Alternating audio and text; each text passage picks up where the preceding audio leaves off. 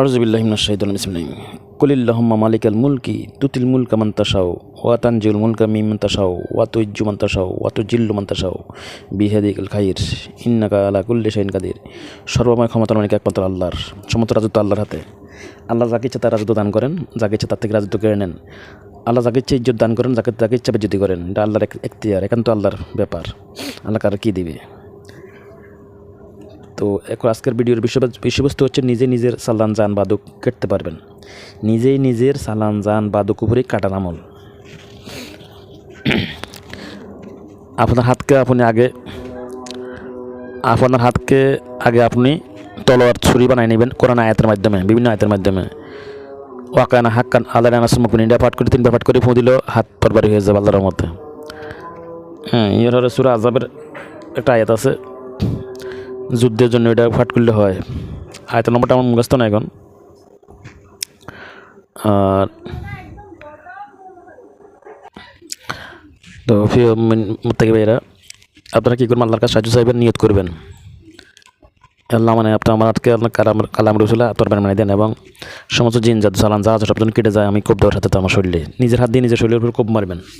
ডাইন দিক দিয়ে বাম দিক দিয়ে, মানে মাথার উপরে বুকের উপরে ডাইনি সাইডে সব দিক নিজের হাত দিয়ে কোপ দিবেন। মনে করবেন যে হাতটা আমার তরবারি কোপের লোকে সব কেটে যাচ্ছে। জিন থাকলে জিন কেটে যাবে, জাদু বালান সালান সব কেটে যাবেন।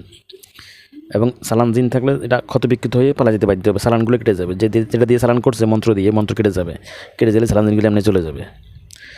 তো এটা দিয়ে 5 মিনিটের কাজটা করবেন, করলে সব কেটে যাবে, সব চলে যাবে।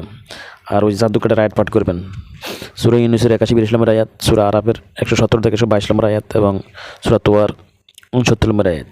এটা পাঠ করলে, আয়াতগুলো পাঠ করলে ওগুলো কেটে যাবে। আর আয়াতুল কুরসি পাঠ করবেন 3বার, আয়াতুল কুরসি। ইয়ার কুল্লু মানা লাইফান করে কোপ দেবেন, শুধু কাল কুল্লু মানা লাইফান, বিসমিল্লাহ আল্লাহু আকবার, কুল্লু মানা লাইফান, বিসমিল্লাহ আল্লাহু আকবার, কুল্লু মানা লাইফান, এটাকে কোপ মারবেন। কোপ মারলে সব কেটে যাবে। নিজে জাদুবান কাটতে পারবেন না। কোপ হাতের মাধ্যম দিয়ে শরীরের উপরে কোপ দিবেন। তো হাত কিন্তু আপনারা দেখবেন, আপনার হাত কিন্তু হাত থাকবে না, এটা তরবারি হয়ে যাবে।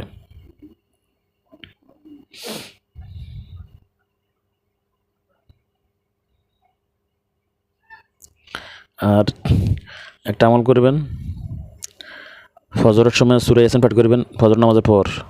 জোহরের পর সূরা ফাত, ফাকার ফাত, তহ ফাত, সূরা ফাত পাঠ করবেন। আসরের পরে সূরা নাবা পাঠ করবেন। মাগরিবের পরে সূরা ওয়াকিয়া পাঠ করবেন মাগরিবের পর, এবং এশা নামাজের পর সূরা মুলুক পাঠ করবেন। আবার বলতেছি, একটা আমল বিশেষভাবে একটা আমল করবেন আপনারা, বিশেষ আমলটি হচ্ছে ফজরের পর সূরা ইয়াসিন একবার তেলাওয়াত করবেন। জোহর নামাজের পর সূরা ফাত, ফাকার ফাত, তহ ফাত, সূরা আল ফাত একবার পাঠ করবেন। আসরের পর সূরা নাবা পাঠ করবেন একবার, এবং মাগরিবের নামাজের পর সূরা ওয়াকিয়া একবার, এশার পরে সূরা মুলুক একবার তেলাওয়াত করবেন। তাহলে দেখবেন মানে আপনার পর কোনো জাদু ক্রিয়া করবে না, কোনো সালান ক্রিয়া করবে না। সালান উল্টা চলে যাবে, মানে হেরা যেটা করবে এটা উল্টা হেদের দিকে ঘুরে চলে যাবে কালাম রসুলে। প্রত্যেকটা আয়াতের মধ্যে মক্কেল আছে, মক্কেলটা উল্টা তা ঘুরে দিব। এই আমলটা করবেন। আমার তৌফিক ইল্লা বিল্লাহ, আমাদের নিল্লা বালা।